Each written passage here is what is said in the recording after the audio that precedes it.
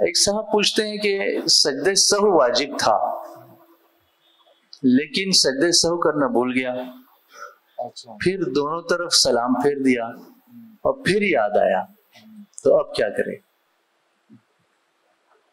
سجدہ سہو کرنا بھول گیا، ہاں اگر فوراً یاد آیا جی تو اب سے سجدہ سہو کر لے اور اس کی نماز ہو جائے گی۔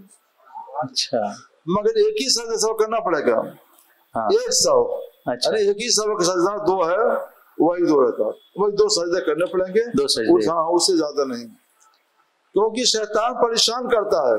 جی جب آپ دو ہی سجدے سے کام چلا لیں گے تو وہ رسوا ہوگا کہ ہم نے تو چاہا کہ اس کو کوئی سجدہ کرنا پڑے مگر دو ہی سجدے سے کام چلا لیا۔ یہاں اس کے ایک واقعہ یاد آیا، امام محمد رحمۃ اللہ علیہ نے غالباً اپنے ماموں امام کسائی سے پوچھا، یہ نحو کے بہت بڑے امام تھے، علم النحو کے، امام محمد رحمۃ اللہ علیہ علم فقہ کے بہت بڑے امام تھے، تو انہوں نے پوچھا کہ آپ علم الفقہ کی طرف توجہ نہیں دیتے، خالی نحو کہ عربی زبان کیسے پڑھی جائے، اس کے طریقے آپ اسی میں آپ مست رہتے ہیں۔ تو ان کے ماموں امام کسی نے فرمایا، سنو، جب آدمی ایک علم میں ماہر ہو جاتا ہے تو دوسرے علم کے دروازے بھی اس کے لیے کھل جاتے ہیں، سبحان اللہ، ان سے بھی واقع ہو جاتا ہے اسی ایک علم کی برکت سے۔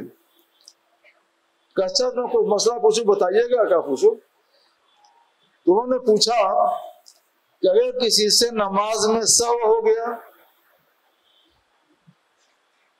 سجدہ کر لیا، پھر سہو ہو گیا، تو اب کیا سجدہ کرے گا؟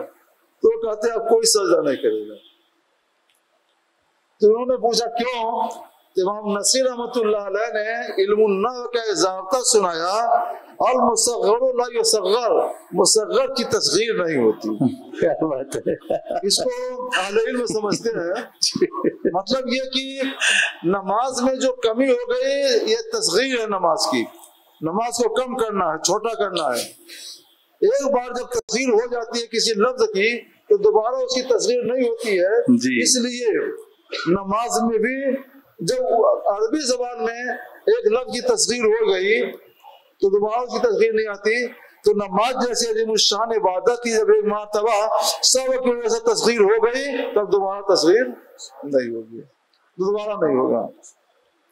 امام محمد رحمۃ اللہ علیہ کو ان کے جواب پر حیرت ہوئی کہ ایک علم سے، علم النحو کا کوئی تعلق نہیں فقہ سے، مگر اس علم کے سے ان کو اتنا زبردست فائدہ ہوا کہ انہوں نے علم الفقہ کے ایک دقیق مسئلے کا جواب بھی دے دیا۔ سبحان اللہ، سبحان اللہ۔ میں نے مدارس شریف میں پڑھا جی کہ امام مفسر قرآن امام نصیر رحمۃ اللہ نے لکھا ہے کہ علم بہرحال نافع ہے، نفع بخش ہے، اگرچہ جادو کا علم ہو۔ مجھے حیرت ہوئی کہ جادو کرنا تو حرام ہے، تو جادو کے علم کیسے نافع ہوگا؟ تو فوراً انہوں نے اس کی تشریح کی ہے، انہوں نے لکھا ہے دیکھو موسیٰ علیہ السلام سے مقابلے میں جو جادوگر آئے تھے 400 کی تعداد میں تھے، اور مقابلہ ہوا، پھر موسیٰ علیہ السلام جب سو رہے تو ان کا عصا کھڑا ہو کر ان کے لیے پہرا دیتا رہا، یہ سو رہے ہیں اور عصا ان کے لیے ہر طرف سے پہرا دے رہا ہے۔ تو جادوگروں نے کہا، جادوگروں کا جو علم تھا، جو اصول تھا، اس علم اور اصول کی بنیاد پر انہوں نے فیصلہ کیا کہ جادوگر جب سو جاتا ہے تو اس کا جادو کام نہیں کرتا، اور یہ ایسا شخص ہے کہ اس کا عصا اس کی جاگنے میں بھی کام کرتا ہے، سونے میں بھی کام کرتا ہے۔ اس کا مطلب یہ ہے کہ یہ عصا جادو نہیں ہے، معجزہ ہے۔ سبحان اللہ، سبحان اللہ۔